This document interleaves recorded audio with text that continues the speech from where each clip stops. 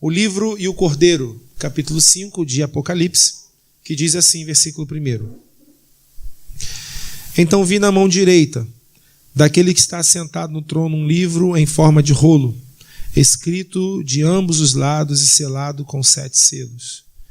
Vi um anjo poderoso proclamando em alta voz: quem é digno de romper os selos e de abrir o livro? Mas não havia ninguém, nem no céu, nem na terra, nem debaixo da terra, que pudesse abrir o livro ou sequer olhar para ele. Eu chorava muito, porque não se encontrou ninguém que fosse digno de abrir o livro e de olhar para ele. Então um dos anciãos me disse: não chore. Eis que o leão da tribo de Judá, a raiz de Davi, venceu para abrir o livro e seus 7 selos. Depois vi o cordeiro, que parecia ter estado morto, em pé, no centro do trono, cercado pelos 4 seres viventes e pelos anciãos. Ele tinha 7 chifres e 7 olhos, que são os 7 Espíritos de Deus enviados por toda a terra. Ele se aproximou e recebeu o livro da mão direita daquele que estava assentado no trono. Ao recebê-lo, os 4 seres viventes e os 24 anciãos prostraram-se diante do cordeiro. Cada um deles tinha uma harpa e taças de ouro cheias de incenso, que são as orações dos santos. E eles cantavam um cântico novo: Tu és digno de receber o livro, de abrir os selos, pois foste morto e com teu sangue compraste para Deus gente de toda tribo, língua, povo e nação. Tu os constituíste reino e sacerdotes para o nosso Deus. Eles reinarão sobre a terra. Então olhei e ouvi a voz de muitos anjos, milhares de milhares e milhões de milhões. Eles rodeavam o trono, bem como os seres viventes e os anciãos, e cantavam em alta voz: digno é o cordeiro que foi morto de receber poder, riqueza, sabedoria, força, honra, glória e louvor. Depois ouvi todas as criaturas existentes no céu, na terra, debaixo da terra e no mar, e tudo que neles há, que diziam: aquele que está sentado no trono e ao Cordeiro sejam o louvor, a honra, a glória e o poder para todo sempre. Os 4 seres viventes disseram: amém. E os anciãos prostraram-se e o adoraram. Amém?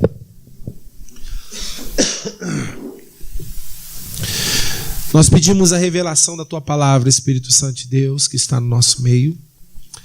Nós clamamos a Ti para que o nosso coração abra, para que nossa compreensão seja plena, para que os nossos ouvidos estejam atentos à voz daquele que declara no nosso meio que é a Tua voz. Nós clamamos a Ti para que nós possamos ser impactados, tocados, mas ao mesmo tempo confrontados com a Tua palavra. Entendemos que estar diante do Senhor é estar diante da perfeição. Entendemos que estar diante do Senhor é reconhecer quem somos, é entender de onde viemos e quem somos e o que precisamos. Então, Senhor, Espírito Santo, leva-nos a adorar ao Senhor através da Tua palavra, em o nome do Senhor Jesus. Em o nome de Jesus. Amém? Nós estamos trabalhando o livro de Apocalipse aos domingos de manhã, no Estudando a Verdade. A gente tem trabalhado bastante esse conceito de Apocalipse. O livro de Apocalipse, geralmente, ele gera um medo a algumas pessoas que leem. Algumas pessoas não gostam de ler o livro de Apocalipse. Alguém aqui deve ter ouvido falar, né? Eu não gosto de ler o livro de Apocalipse, me dá medo, né? Mas a verdade é que o livro de Apocalipse, ele não gera medo, ele é a vitória da igreja.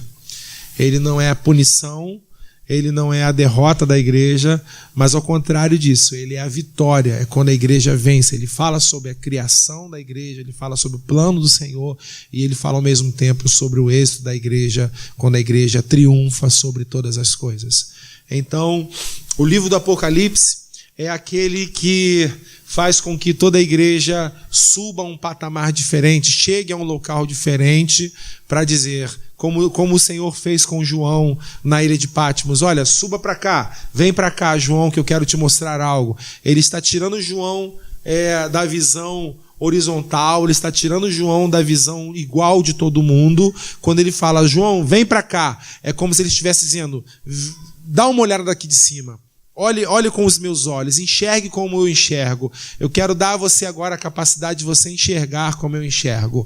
E João começa a ter a revelação do Apocalipse. Ele começa a ter a revelação do que acontece, do que vai acontecer, e a gente começa a perceber que é uma mistura muito grande. Ele fala sobre o passado, presente, futuro, muito grande, mas ao mesmo tempo algo que a igreja entenda, algo que a igreja entende, algo que a igreja percebe. Então, esse é o livro de Apocalipse. O livro de Apocalipse é escrito por João, o autor é o livro de João, ele tem por volta de 70 anos de idade.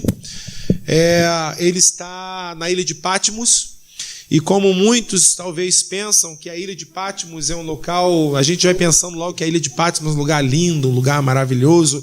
Não, a ilha de Patmos é a reclusão. A ilha de Patmos que João está não é um local de asilo, mas é uma prisão.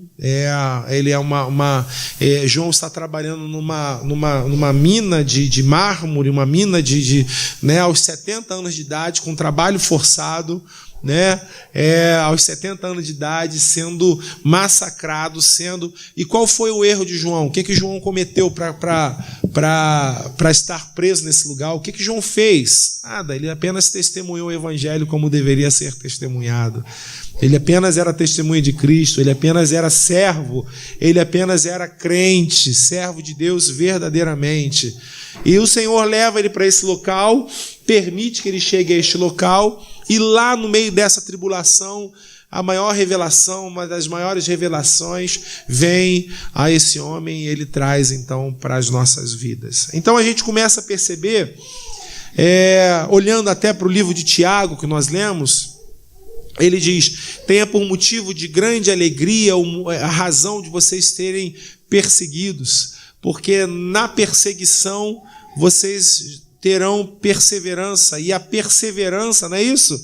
Tiago fala sobre isso. Então muitos de nós estão pedindo para ser aliviados dos nossos fardos, dos nossos problemas, enquanto João, num dos maiores fardos, no final da vida dele, que já era para estar aposentado, já era para estar, uma das maiores revelações vem para a vida dele, que é o livro de Apocalipse. Então a gente enxerga essa coisa fantástica que é o livro de Apocalipse. Bom, aqui nós já passamos sobre as cartas às igrejas, Então você tem 7 igrejas que o Senhor manda essas cartas às igrejas.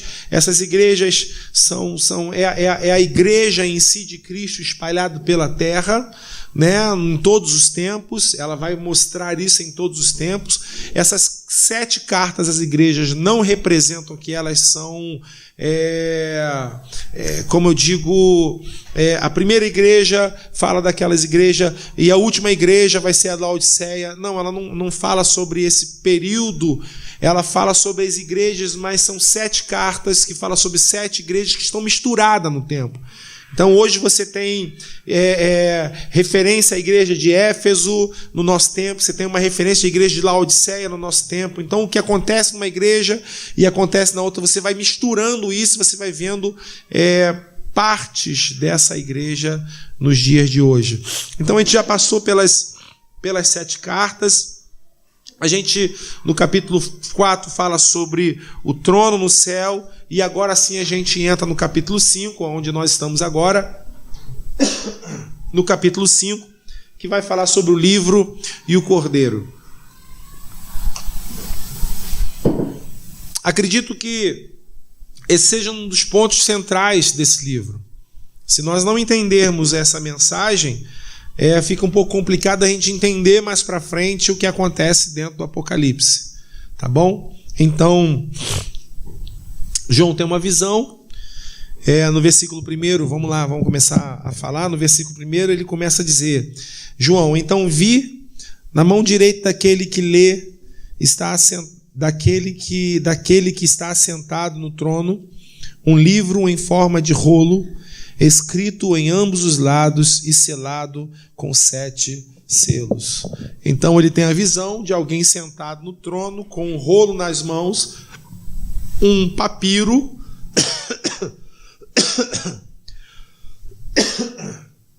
um livro escrito por todos os lados, na frente e atrás. A gente tem que entender que nesse tempo não havia encadernação, então você tem o papiro, né? E esse que está sentado ao trono, com o livro na mão direita, tudo tem um simbolismo, tudo tem um significado, entendeu? Ele está sentado ao trono, com o livro na mão direita, com esse rolo na mão direita, só que esse rolo agora ele está o quê? Fechado. Ele está selado com os 7 selos. Nós vamos entender o porquê que esse livro está fechado, porquê que esse livro está selado, entendeu? A gente vai compreender e a gente vai perceber que muitas coisas que nós vamos falar agora, a gente vai ver reflexos nos dias de hoje. Então, ele continua no versículo 2 dizendo: vinha um anjo poderoso proclamando em alta voz: quem é digno de romper os 7 selos e de abrir o livro? No 3 ele começa a dizer: mas não havia ninguém, nem no céu, nem na terra, nem debaixo da terra, que pudesse abrir o livro ou sequer olhar para ele. Quem é digno? Quem é digno? Versículo 2, por favor. Quem é digno? Quem é digno de romper os 7 selos e abrir o livro? Quem é digno? O interessante é que esse anjo não fala sobre capacitação.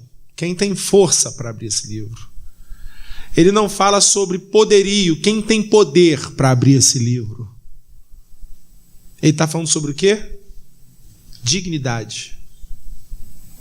Ele está dizendo o seguinte, que no reino dos céus, o maior poder não é a força, mas é o caráter.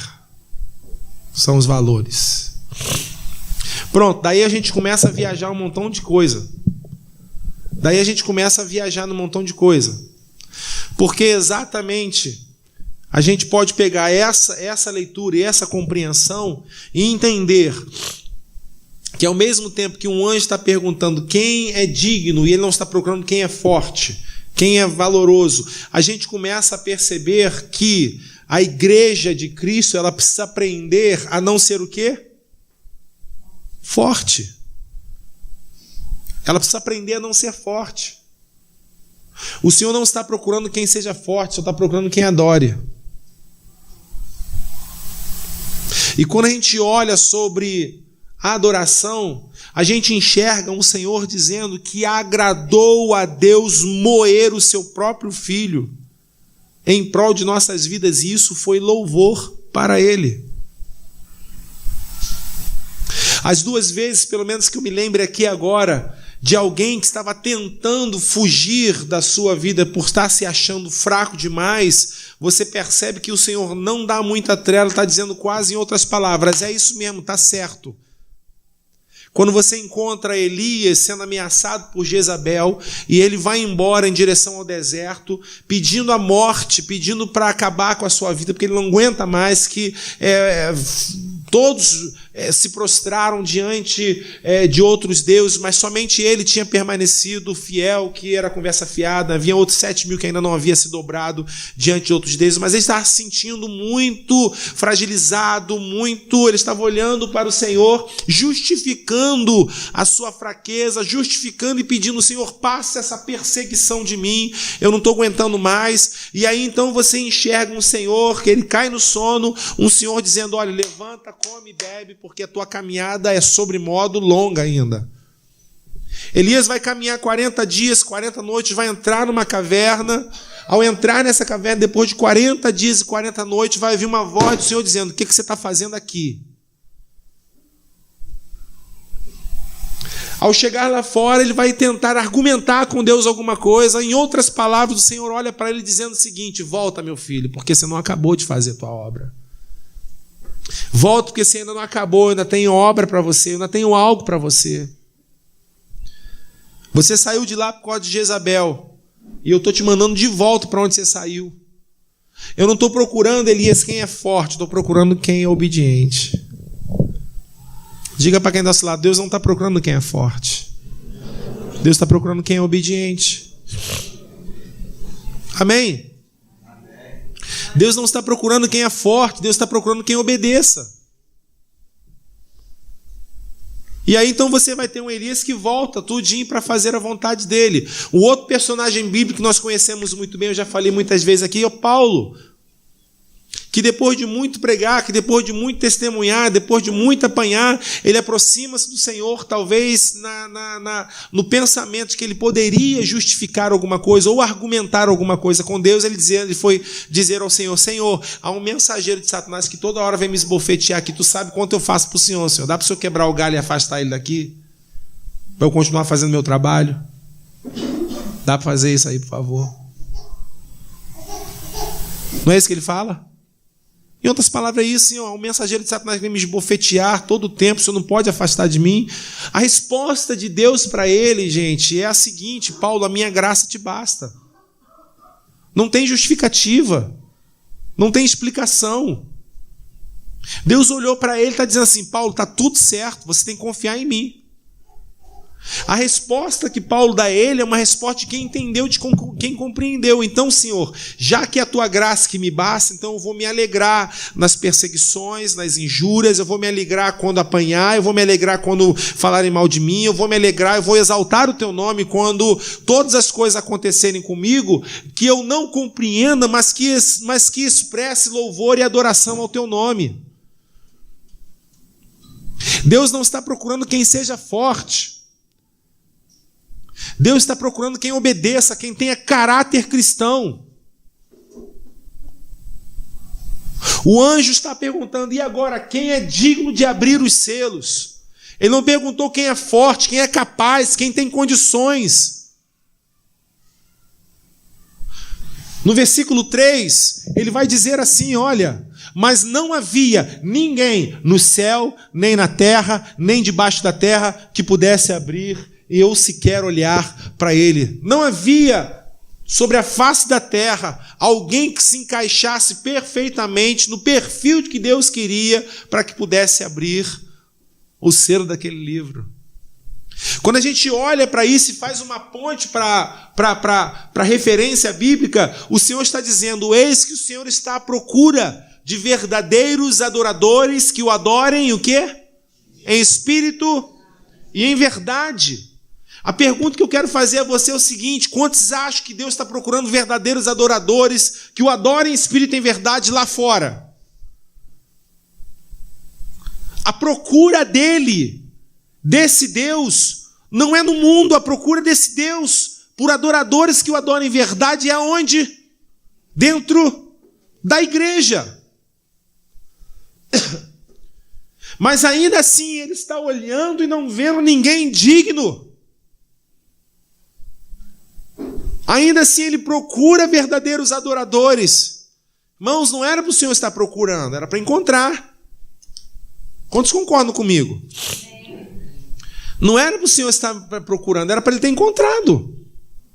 Mas o que marca uma igreja que não, marca uma igreja que não está sendo encontrada pelo Senhor? É a falta de oração? Não. Tem um montão de gente que ora, mas que não obedece. É a falta de leitura? Não. Tem um montão de gente que lê, mas que não se alimenta. É a falta de abrir mão do pecado? Não. Tem um montão de gente que está abrindo mão de pecados, mas que são religiosos. Então o que marca uma igreja? A falta ou a obediência. Nós obedecermos a Ele. Nós entendemos o que é a obediência, mas não entender o que é uma obediência aos olhos do filho, do irmão do filho pródigo, que olhou para o seu Senhor na parábola de Jesus, que olhou para o Pai e disse: há todos esses anos tenho te servido como um escravo e o Senhor não me deu nada, nem um cabrito, nada para eu me alegrar com os meus amigos. A resposta do pai para esse filho é dizer: filho, você não entendeu nada, tudo que é meu é teu. Então a vida do cristão, ele não pode estar estabelecido, não pode estar pautado em cima de uma obediência cega, sem compreensão, sem entendimento, sem relacionamento. Amém? Onde que o relacionamento do filho mais novo, do filho pródigo, vai começar? Lá na pocilga, lá no meio dos porcos. Ele começa a perceber que o relacionamento com o pai fez falta para ele. Poxa, eu estou aqui desejando comer a comida dos porcos e os servos do meu pai estão melhor do que eu. Mas e agora que eu não sou digno de voltar? Quando o homem se encontra, se acha indigno da presença de Deus, é quando ele é recebido por Deus. Quando o homem se encontra ou se acha na posição de dizer, caramba, eu não mereço esse Deus, ele começa então a dar valor a esse Deus. Crianças que recebem presentes fácil não dão valor. Crianças que não têm nada e que recebem um presente, ela dá um valor violento. Por quê? Porque ela sabe que o que ela conseguiu ou o que ela ganhou não foi fácil. Quando ele volta, que ele chega àquele local, ele diz, eu não sou digno de ser chamado teu filho. Trata-me como um dos teus servos. A resposta do pai é, esse teu filho, esse meu filho, estava morto e reviveu. Ele está dizendo em outras palavras, ele se converteu. O seu coração foi transformado, a sua forma de pensar foi transformada, a sua forma de agir foi transformada. Agora ele já não é mais um filho estranho dentro da casa, ele é um filho com relacionamento. Então a igreja não está procurando quem é forte, então Deus não está procurando quem é forte dentro da igreja, Deus está procurando quem é de verdade. Deus está procurando quem é obediente. Deus está procurando quem não está brincando. Amém? E aí a gente enxerga isso. Olha que coisa interessante. Porque quando a gente olha esse versículo 2, mas não havia ninguém no céu, na terra, nem debaixo da terra, que pudesse abrir o livro, ou se quer olhar para ele. Próximo. Aí ele fala assim, eu chorava muito. João está dizendo, então eu chorava muito porque não se encontrou ninguém que fosse digno de abrir o livro e de olhar para ele. E aí quando eu li isso aqui me chamou a atenção. Por quê? Como eu falei para você, nós já passamos das cartas às igrejas. Nós passamos a carta de Sardes, de Filadélfia, de Laodiceia, de Tiatira, de Pérgamo. Nós passamos. E nessas cartas às igrejas nós vamos ver que o bicho pega. Que Deus desce o couro em algumas delas. Que a gente vai ver a frieza de muitas igrejas. Que a gente vai ver aos olhos de João, que o João pudesse estar olhando, ali talvez seria um grande motivo para ele chorar. Mas João não chora. Mas quando João tem a vista de um livro de uma pessoa sentado no trono com a mão direita e um livro fechado e selado, e o anjo perguntando, quem vai abrir? Não tem ninguém digno de abrir. João começa a dizer, eu chorava muito porque não encontrou ninguém que fosse digno de abrir o livro, nem sequer olhar para ele. João está dizendo, e agora? Irmão, que livro é esse? Já pensou que livro é esse? Esse livro é o livro dos propósitos e desígnios de Deus. Esse livro é o livro da escrita de Deus, da vontade de Deus, da história de Deus, daquilo que ele escreveu para a sua humanidade. Esse livro é o livro que ele começou a escrever lá antes da fundação do mundo. Tudo coisa que estava escrito, que estava determinado. Só havia um homem na face da terra no início que era digno de enxergar esse livro. Quem era esse homem? Não era Jesus. Adão. Por que Adão? Porque Adão era o único que não havia o quê? Pecado.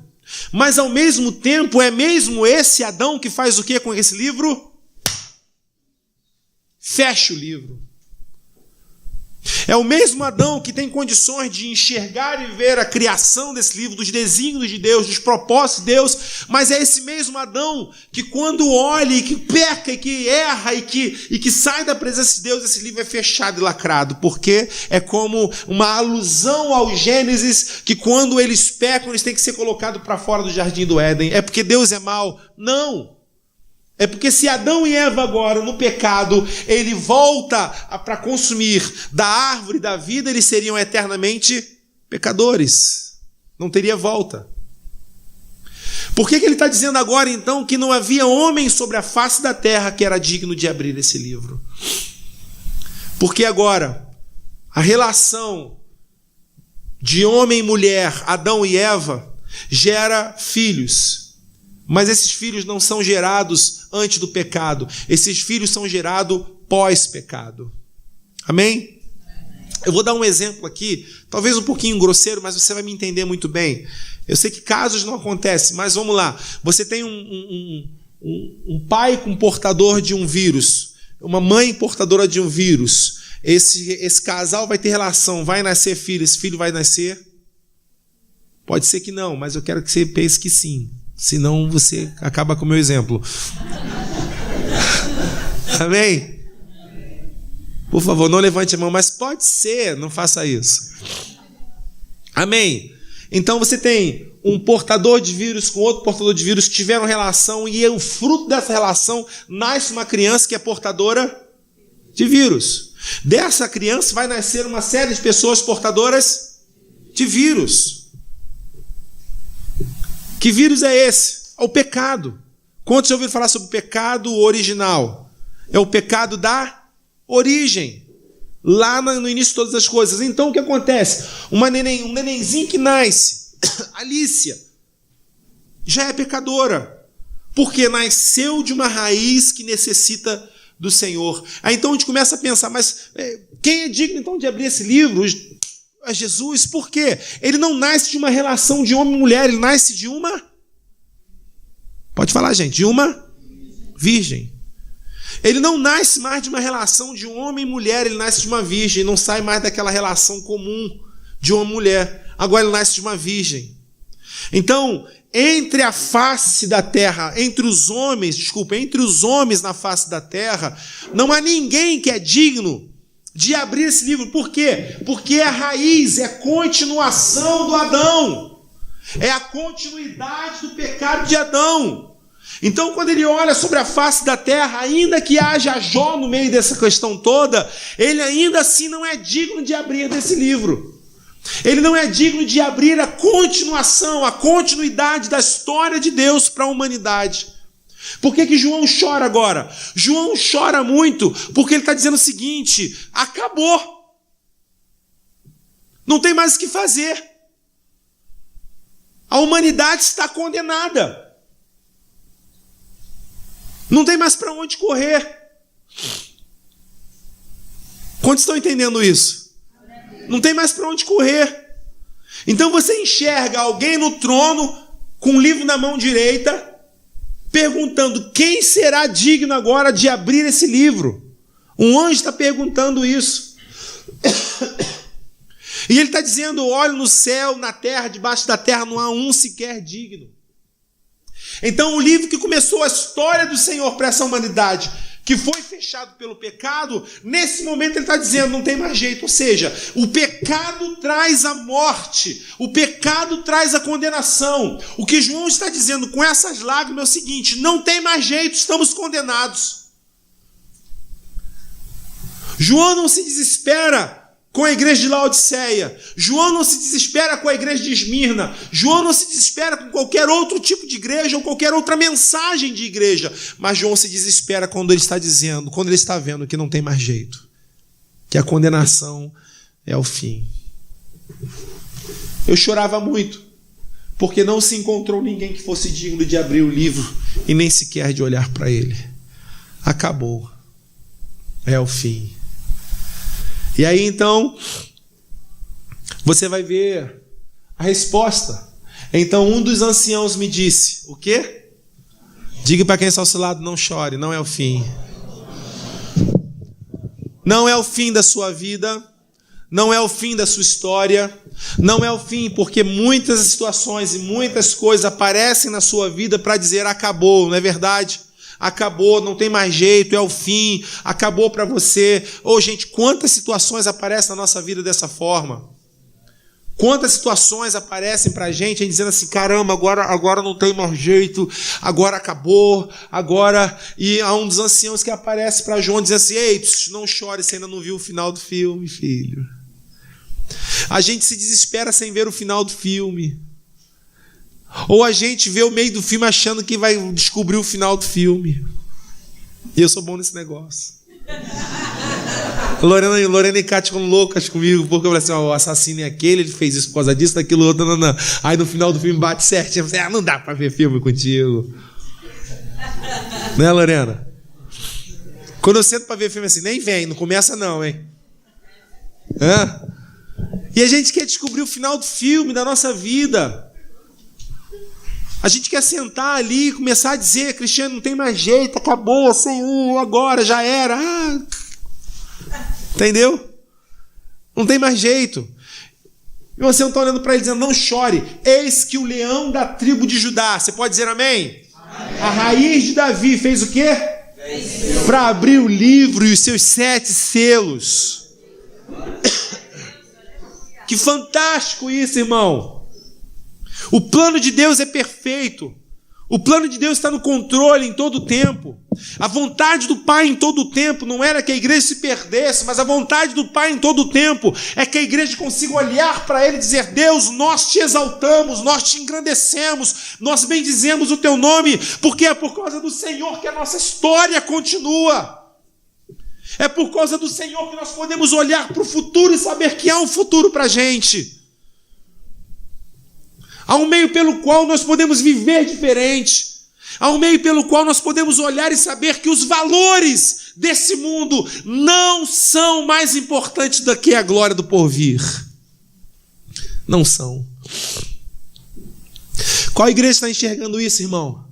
A igreja que não está vivendo na carne, a igreja que não está vivendo entre os homens, preocupando-se com as coisas dos homens. Lembre-se que no início desse livro, o anjo diz, João, suba para cá. Se nós não subirmos, se nós não olharmos com a vontade de Deus, se nós não tivermos relacionamento com o Senhor, nós estamos presos nessa loucura desse mundo aqui. Nós estamos contando com alguém, com o socorro de alguém, nós estamos esperando alguma coisa. Que não é a resposta, não é essa nossa. Então, eu chorava muito porque não se encontrou ninguém que fosse digno de abrir o livro e de olhar para ele. Então, um dos anciãos me disse, não chore. Eis que o leão da tribo de Judá, a raiz de Davi, venceu para abrir o livro e os seus 7 selos. Aqui nós já começamos a enxergar que a Bíblia explica a própria Bíblia. Por que eles falam em Apocalipse sobre o leão da tribo de Judá? Cláudio, vai lá, abre para a gente lá, por favor, em Gênesis 49. Se você quiser abrir também a sua Bíblia, Gênesis 49, versículo 9.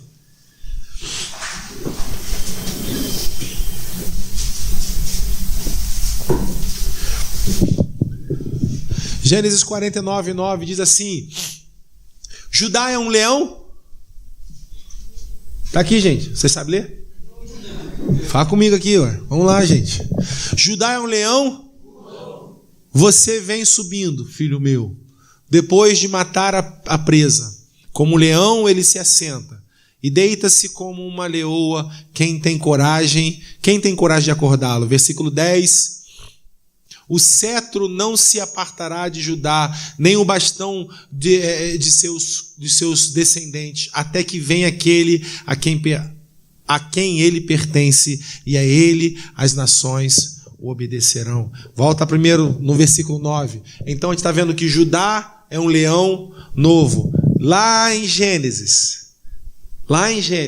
no princípio de todas as coisas, ele está dizendo, Judá é um leão novo. Mas aqui já, no Apocalipse, ele está dizendo, ele é o leão da tribo de Judá, a raiz de Davi, é ele. Lá começa essa história.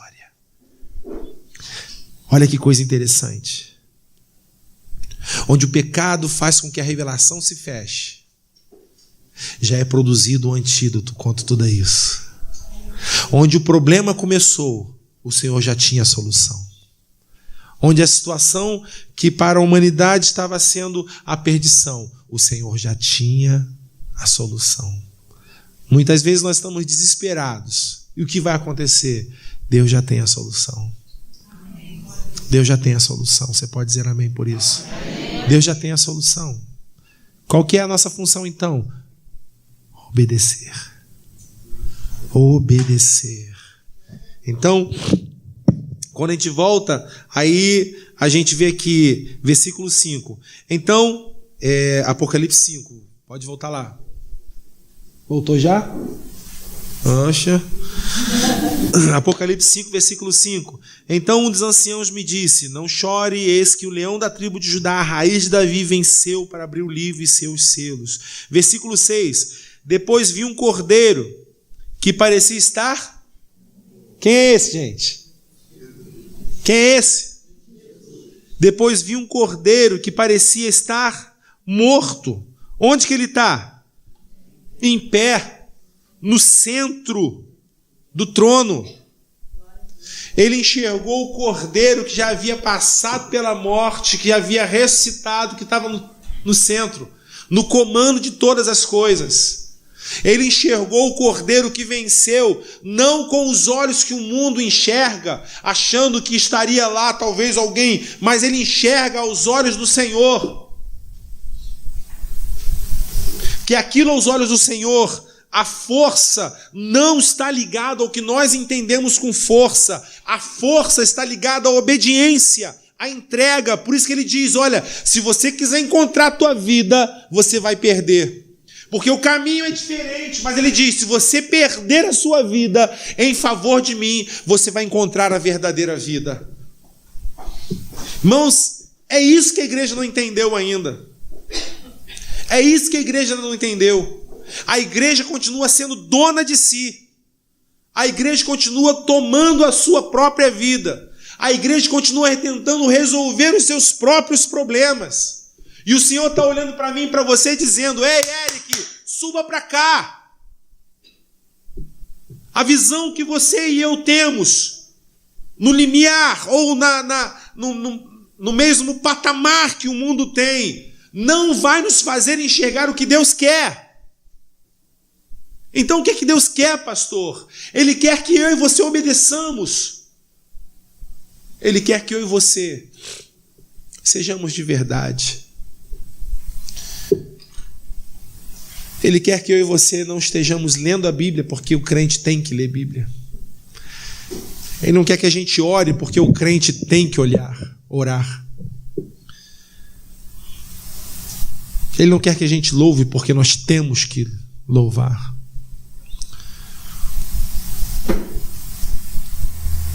Ele quer só que a gente seja de verdade. Pastor, como é que é ser de verdade? É ser quem você é com Ele. Muitas vezes nós tentamos mascarar o nosso relacionamento com Deus. A gente fala cobras e lagartos. A gente fala cobras e lagartos, um montão. Mas quando chega na presença de Deus, amantíssimo Deus, eterno e glorioso Pai, Senhor de toda a terra. Talvez Deus esteja dizendo assim, cara, tá brincando comigo? O que você está fazendo? Eu te conheço. Irmão, seja quem você é diante dele. Diga a ele, Deus, me dá prazer de ler a tua palavra. Diga a ele, Senhor, eu quero abrir a tua palavra e entender essa mensagem. Eu quero abrir a tua palavra e me alimentar e ter prazer de ler isso aqui, Deus. Se você acha chato, fala com ele. Deus, eu acho um saco ler isso aqui.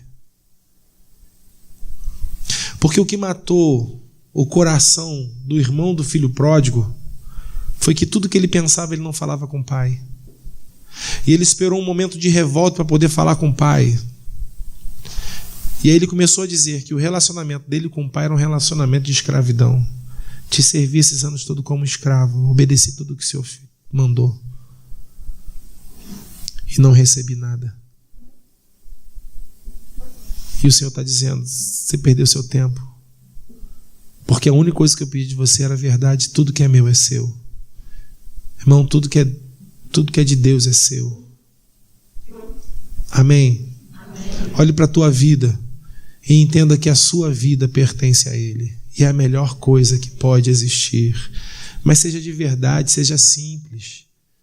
Não entra nessa onda que você vê por aí por fora, que tem que ser assim, tem que ser assado, e tem que crente falar assim, crente falar assado. Irmão, crente fala igual qualquer um outro. Agora nós temos que ser de verdade. Se está difícil, fala com Ele. Deus, está difícil, eu não sei orar, eu não sei falar, eu não sei ler, eu acho um saco. Fale com Ele, mas comece fazendo alguma coisa. Comece fazendo alguma coisa. Amém? Amém. Então ele vê um cordeiro, olha essa coisa fantástica, parecia estar morto em pé no centro do trono, cercado pelos 4 seres viventes. 4 seres viventes, 4 no Apocalipse fala sobre inteireza, fala sobre estar completo, inteiro, entendeu? Então os 4 seres viventes, e pelos anciãos, ele tinha 7 chifres e 7 olhos, que são os 7 Espíritos de Deus enviados a toda a terra. Olha o cordeiro como é que está aqui. Ô, irmão, mas esse é orando de noite. Senhor, apareça, Senhor. E de repente você vê aquele ser com 7 chifres, 7 olhos. O que você vai falar? Louvado seja teu nome. Tu faz o quê, irmão? Fala pra mim se tu vê esse negócio. Hã?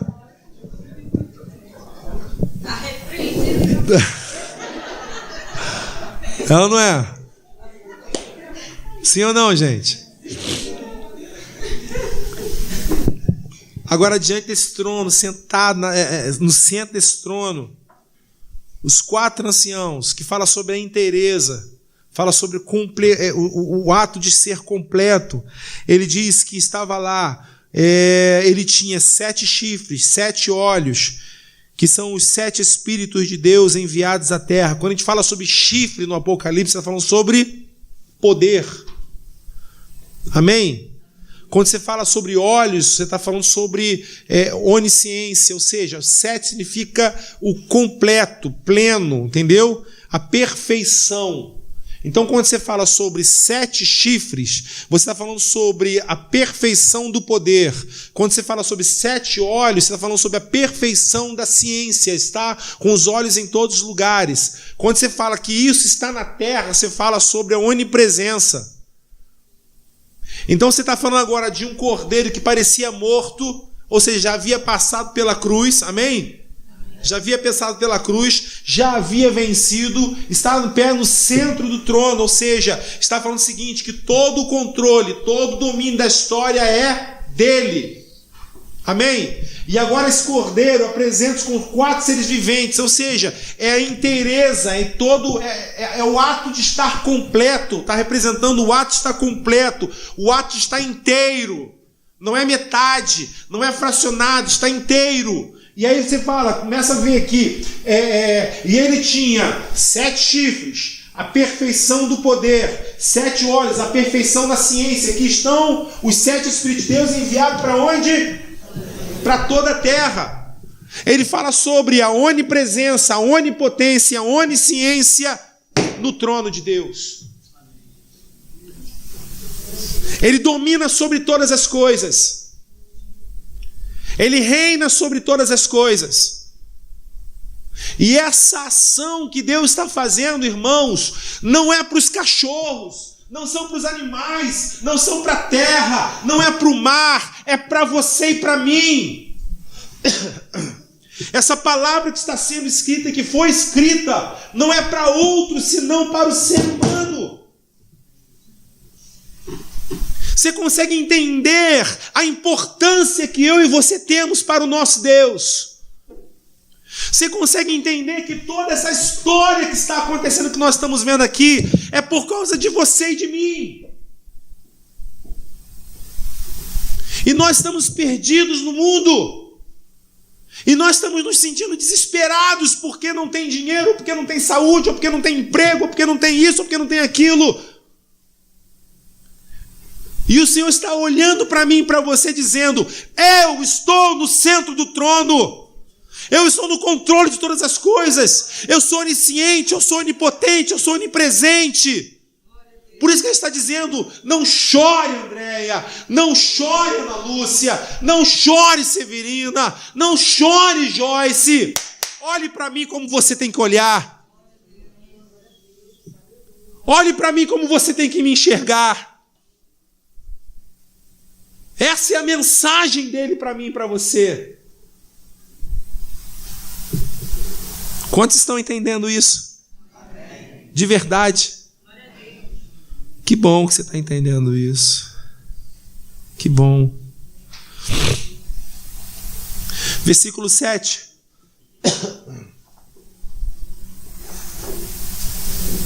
Aí ele diz assim no versículo 7. Esse cordeiro, ele se aproximou e recebeu o quê? Da mão direita. Quem estava sentado no trono? Pai. Deus Pai. O que representa a mão direita? Alguém sabe? Autoridade. O Pai que está no trono está dando o quê para Jesus? Autoridade. O Pai está entregando a autoridade a esse. Domínio e poder pertence a Jesus. Todo poder, toda autoridade. E aí nós vamos enxergar alguns... Gente, acabou meu tempo? O que é isso, gente? Cheguei na metade agora. E a gente vai enxergar que todo poder e autoridade pertence a Jesus. Todo poder. E a gente enxerga versículos como dizendo: olha, todo joelho vai se dobrar. No céu, na terra e debaixo da terra. Ao nome de Jesus, todo joelho se dobra. Né, Eric? Sabe por que isso? Por causa de você. Por causa de mim. A Bíblia diz que o Senhor colocou todo o poder e autoridade no nome de Jesus. E ela diz: Adriano, eu fiz isso por causa de você.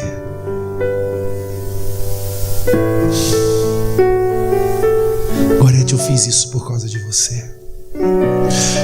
Porque agora, Anderson e Sandrinha, quando vocês utilizarem o nome de Jesus, vocês não utilizaram o nome de Jesus de um mártir.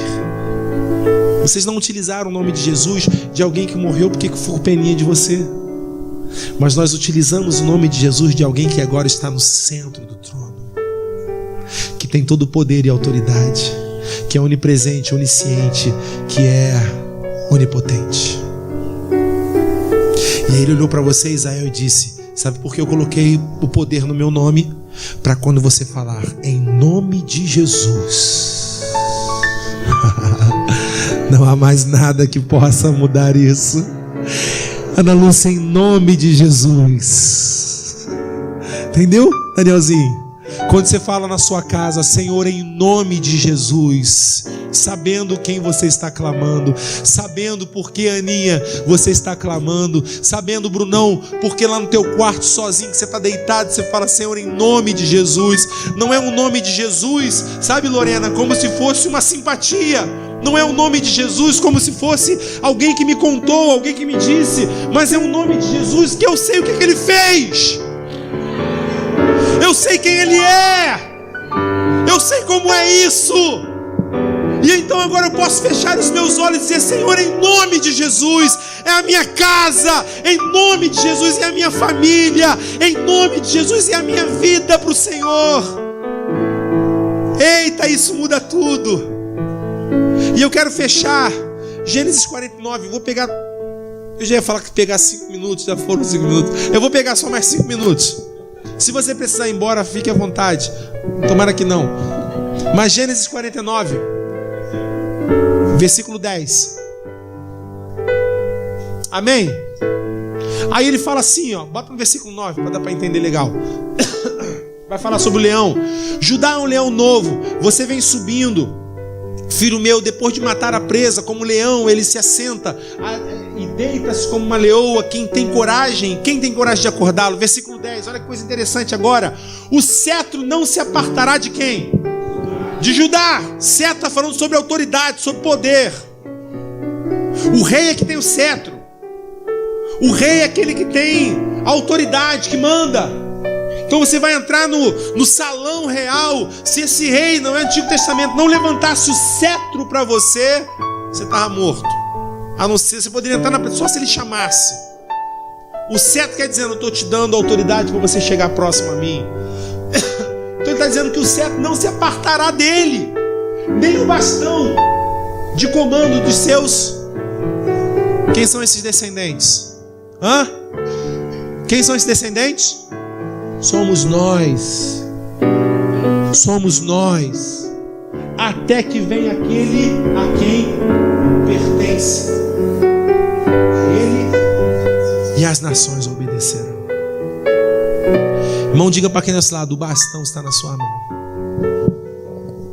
Aí, Alessandro, o bastão está na nossa mão. E agora? E agora? O que representa isso, irmão? Deixa eu lhe fazer uma pergunta agora, que eu achei linda essa mensagem, que fantástico, Apocalipse, tudo de bom, maravilhoso, aquela coisa toda. Mas o que representa isso, irmão? Já pensou nisso? O que representa isso, mano? O que representa Jesus ter morrido?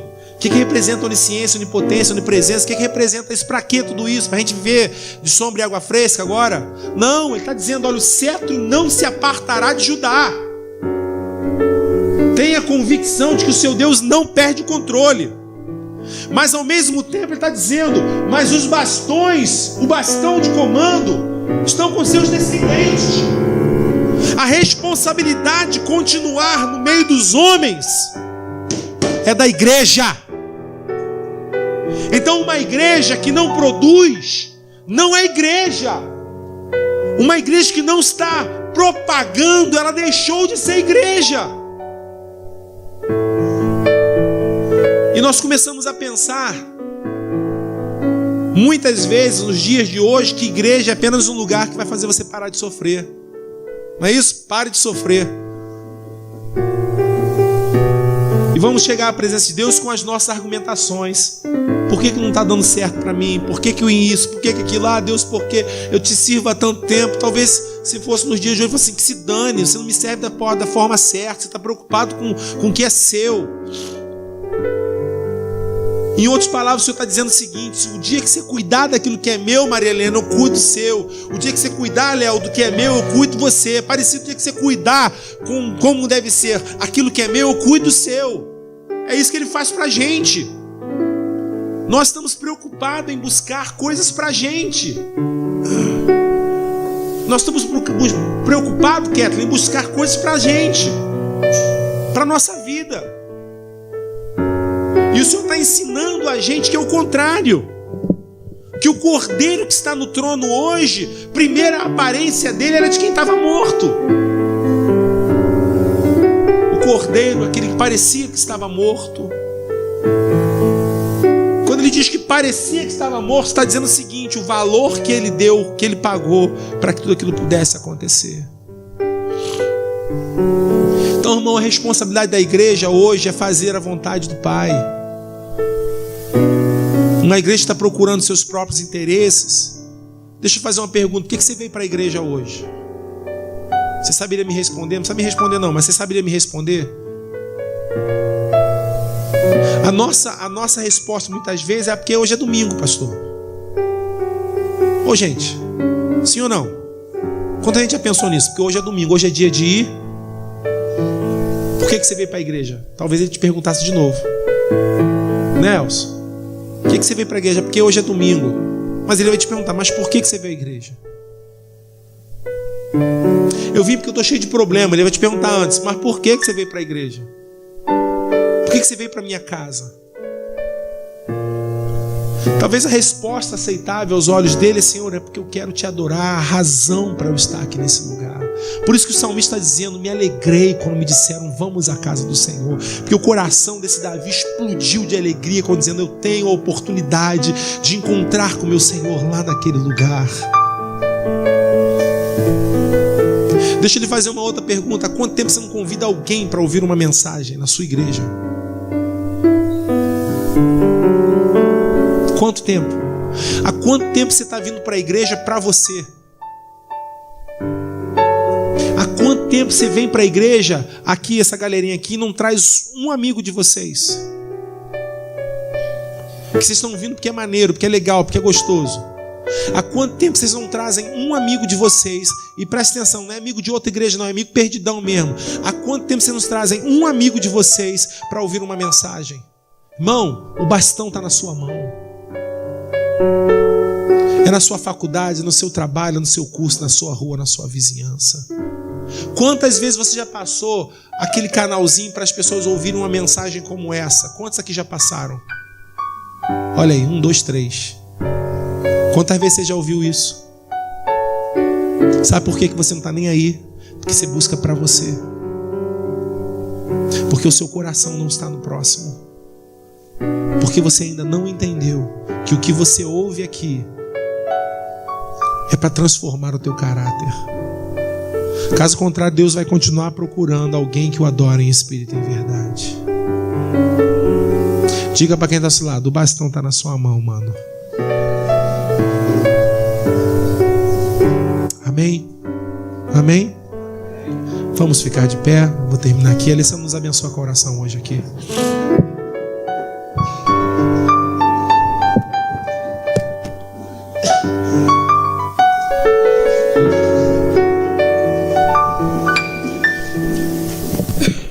Olha o pastel, hein, gente? É assim mesmo. Pai, te agradecemos, Senhor. Te agradecemos, Senhor, porque o Senhor se preocupa conosco, se preocupa com a nossa vida, Senhor. Que o Senhor possa encontrar, Senhor Deus, nas nossas vidas, Senhor Deus, homens e mulheres que o adorem, Senhor Deus, em espírito e em verdade, Senhor Deus. Homens e mulheres que possam ser de verdade, Senhor Deus, que possam ser entregues a Ti, Senhor Deus, na totalidade, Senhor Deus, e não numa área ou de uma forma fracionada, Senhor. Que o Senhor encontre em nós aquilo que o Senhor queres encontrar, Senhor.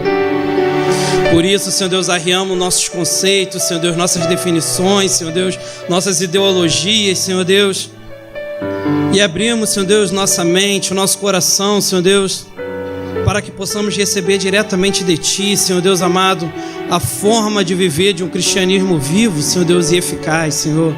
Nos ajuda a cada dia, Senhor Deus. E com uma palavra tão forte, Senhor Deus, que ela venha sendo refletida durante esta semana, Senhor Deus, durante os próximos dias, Senhor Deus. E que possamos crescer a cada momento, Senhor Deus. Te agradecemos, Pai, em nome de Jesus. Amém e amém. Que o amor de Deus, a graça de Jesus e as consolações eternas do Espírito Santo de Deus seja sobre você, sua casa, em o nome de Jesus. Amém? A paz de Cristo, uma boa noite.